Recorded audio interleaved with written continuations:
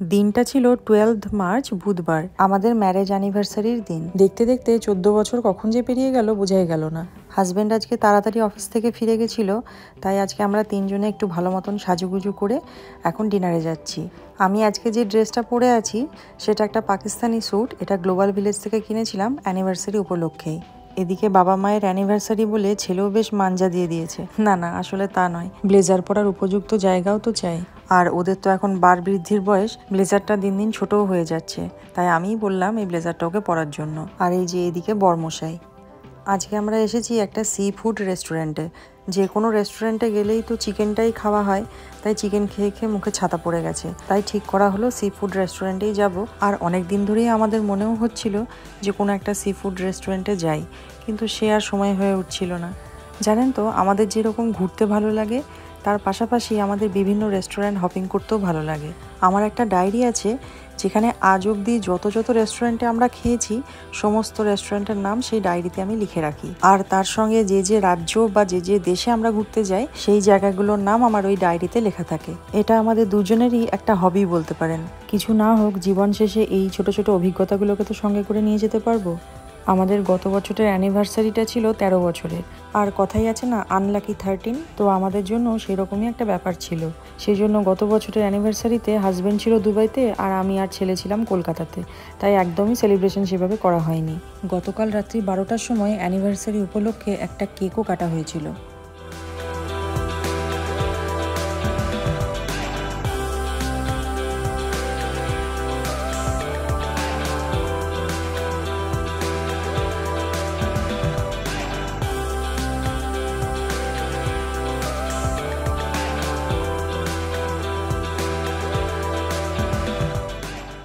এই রেস্টুরেন্টে তো এমনিতেই বিভিন্ন রকমের আইটেম রয়েছে, তার সঙ্গে সঙ্গে ভেতরে একটা ছোট্ট মার্কেটের মতন আছে যেখান থেকে মাছ সিলেক্ট করে এই মেনু কার্ডের মধ্যে বেশ কিছু রেসিপিও আছে।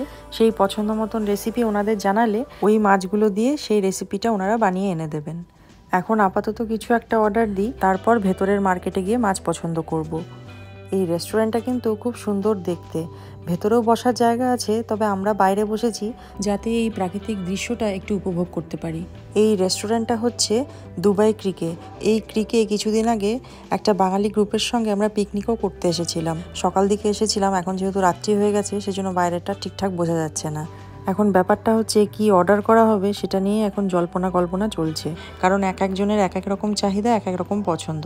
তো কমপ্লিমেন্টারি হিসেবে বেশ কিছু খাবার দাবার এখানে দিয়ে গেছে। ছেলে এমনিতে প্রন ছাড়া সেরকম কিছু ট্রাই করেনি কখনো, তাই ওর মনেও অনেক প্রশ্ন, ওকে এখন সেটা বোঝানো হচ্ছে। চলুন, ভেতরে যে ছোট্ট মার্কেটটা আছে মাছের, সেখান থেকে এখন মাছ সিলেকশনের পালা।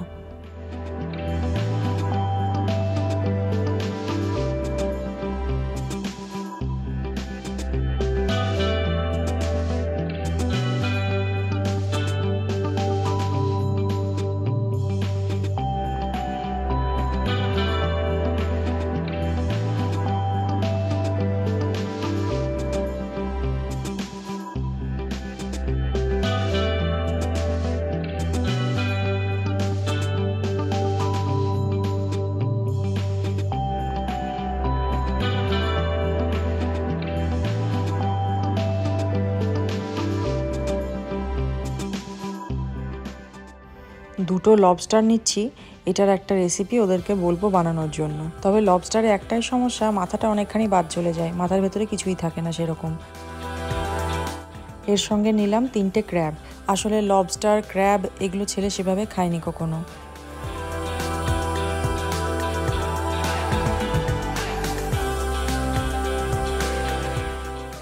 ওর সঙ্গে নিচ্ছি 2 রকমের শ্রিম্প।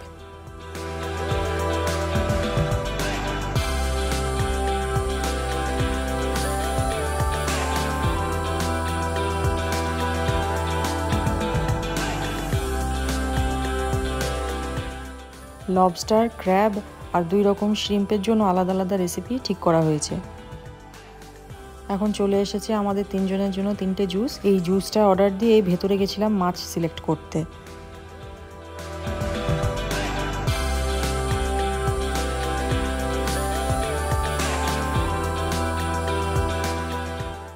এই যে একে একে আসছে আমাদের খাবার।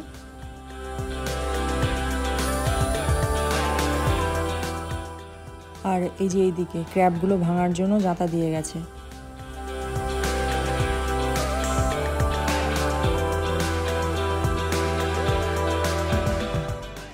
আর এই যে লবস্টার, এই লবস্টার দেখে আমার ছেলের মনে তো অনেক প্রশ্ন, ও ঠিক বুঝে উঠতে পারছে না যে এটা কিভাবে খাবে। তার সঙ্গে চিকেন নাগেটস আর ফ্রেঞ্চ ফ্রাইও বলা হলো ছেলের জন্য, কারণ ক্র্যাবটা ভেঙে খেতে হয় বলে ও একদমই খেতে পারেনি। আর ডেজার্টে অর্ডার করেছিলাম এটা এই রেস্টুরেন্টের স্পেশাল রেসিপি, খেতে কিন্তু খুব সুন্দর। তার সঙ্গে আছে আইসক্রিম, আর এখানে এক থালা ফল দিয়ে গেছে, এই ফলটা হচ্ছে কমপ্লিমেন্টারি ডেজার্টের জন্য।